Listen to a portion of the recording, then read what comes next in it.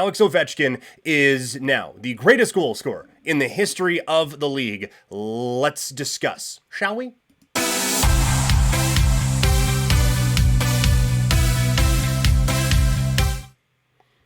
Couple kinks still need to work out. Okay, the incredible run is complete. Alex Ovechkin is now the greatest goal scorer in the history of the NHL. He now has 895 goals. No one has scored more. He gets that mark in the exact same amount of time that Wayne Gretzky got 894. So take that. But I mean, like, you consider the era that Ovechkin has played in, and he's kind of been the best goal scorer the league has ever seen for a while now, right? Like, this is just kind of driving home what we already knew, and that is that Ovechkin is just that guy, and he is that good, and he is the greatest goal scorer that this league has ever seen. Now we are at a point where goals are going up a little bit in the National Hockey League. That was not always the case, and like, you compare the eras that Ovechkin played in to the eras of the 80s, and there's just, there is no comparison. Goalies then are wearing cardboard. Today they're wearing military gear. Like, it is entirely different, the era that Alex Ovechkin is in, and compared to everyone else that he is going up against. And so to do that here is nothing short of remarkable. And look, none of this is to take away from what Wayne Gretzky did. He has made some choices recently that make you kind of question a few things, but from an on-ice perspective, that cat was that good that whole time, right? So none of what we are saying about Alex Ovechkin is to take away from the great one. He is still the great one, and he is still the greatest of all time. But no one is Alex Ovechkin. And like, you look at Toxic here, it's arguably more impressive that he's scoring 40 at 39 than the scoring record. Yeah, it's incredible what he is doing. Like, he's just, right now, he comes back from a broken leg, and it's 20 goals in 27 games. 42 goals at 39 years old is absurd in a season, again, where he broke his leg. Like, 42 goals in 81 games, or in 82 games, sorry, as an NHL player at the age of 39 is the stuff of legends. He's done it in 61. Shout out the Billy Crystal baseball movie. Like, there's nothing like this. That they were saying on the broadcast, like, Wayne Gretzky, the year that he broke the record, he got 9 in his final season.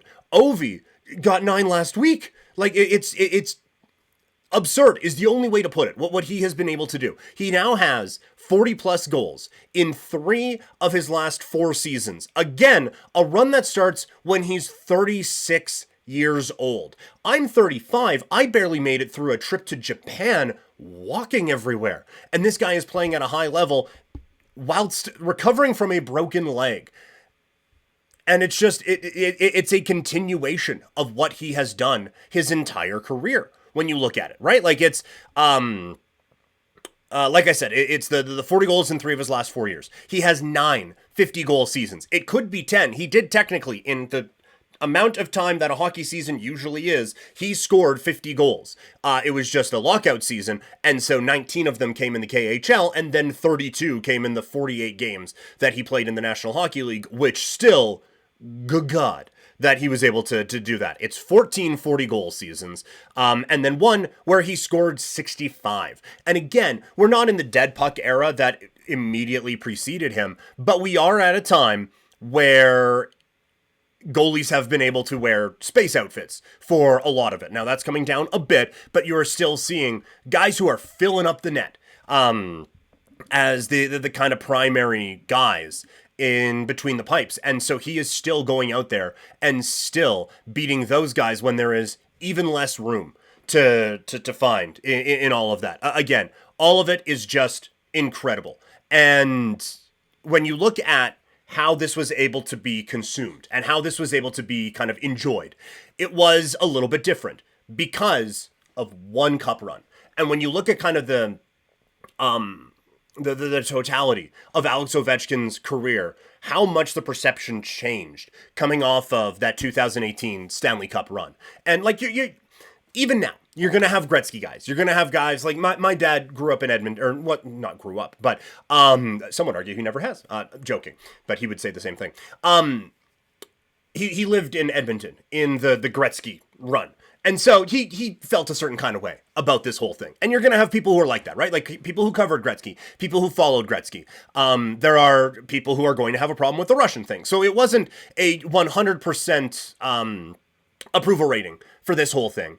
But it would have been a whole lot different if that one cup run didn't happen. You know, like I feel like the opinion of that, of Ovechkin's career and the opinion of what we saw yesterday completely changes with the Stanley Cup win in 2018 for Alexander Ovechkin. And like, I didn't, I want to say I don't agree with this, for the record. Like, I always thought the talk about Ovechkin was a little unjustified. I thought it was always a little frustrating when it was, oh, well, yeah, he scores all these goals and he does all these things and he's brought the Capitals to new heights, but what's he won, really? He's not really just a winner. He's not a winner. And so if that run doesn't happen, you would have had a lot of that. It's like, oh, yeah, 895 goals, no cups, am I right? But just one run changes that conversation entirely. Because you remember at the beginning part of his career, it was he doesn't care about winning. He cares more about winning the World Hockey Championship than he does about the Stanley Cup. All he cares about is scoring goals. He's not a team guy.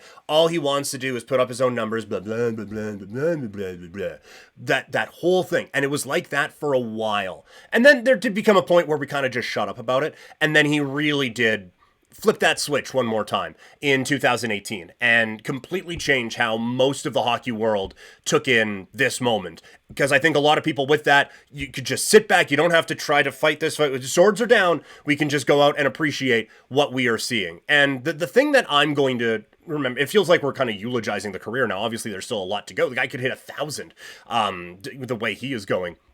But the thing that I'm going to really take away from Ovechkin's career, however long it may last, is the joy that he brought to this game. Like you think back, like when I was at TSN, that there's that clip, I swear God, where he's playing on the golf course and he has that, right? And it's the goal celebration. It's like the one where his stick's on fire. That one's a little lame, but it's the passion that he has and the celebrations and just the that he has every time he scores. The fantastic cup celebration that lasted well into the summer, and he may still be recovering from the hangover that he had from that one as well. And then the celebration on Sunday with the dive across the ice and the sliding and everything like that. And it's just in a sport that any kind of individualism is a knock against you.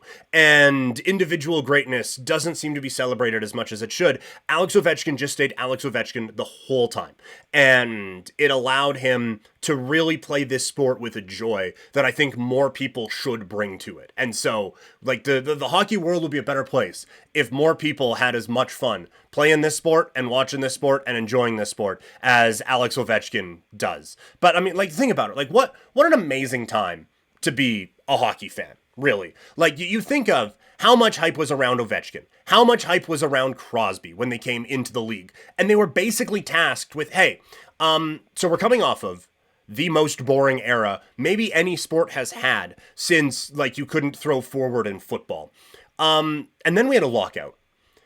We've lost our ESPN TV deal, so we're moving to another one. And they're not going to cover any of our stuff. So you two kids, goofy-looking Russian guy there, and the trim and proper Canadian kid. You guys mind just saving the league for us? Cool, great, fantastic. Thanks so much. And that's what they did. And it really does make you kind of wonder why it took so long to turn things around. And this is the only, like, kind of negative part I'm going to have around this, because this is a time for celebration. I just talked about the joy that he brought. And it's like, but let me tell you why there's still a negative side to this. But there is.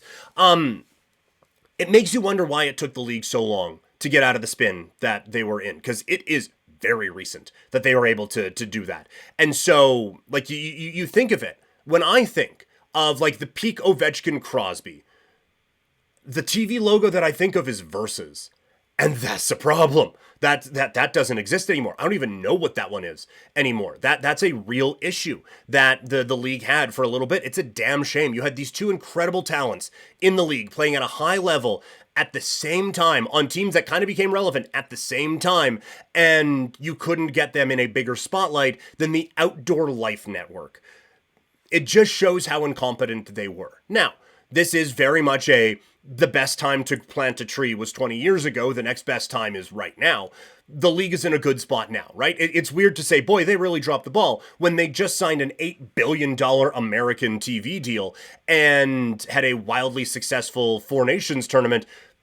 Things are going pretty well for them right now, and it wasn't a complete waste. But it does feel like there could have been more done with the spotlight that these two kids were trying to provide at that time.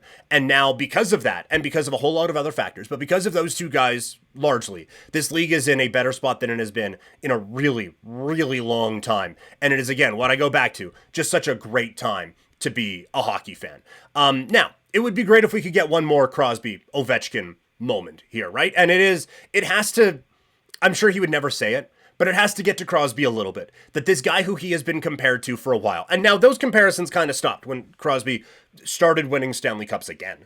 But for this guy who that they have always been the measuring stick for each other and always racing along this whole time, Ovechkin is breaking a record that even Ovechkin thought was unbreakable and has his team first place in the East and threatening for a President's Trophy, while Crosby is in another year of mediocrity on a team that is as irrelevant as you can be while having one of the greatest players of all time on your team. So it does kind of suck a little bit, and it has to get to Crosby, and you do wonder if it's a, like, hey, we need to get competitive again, or I need to be on a competitive team again. I don't know if that is here.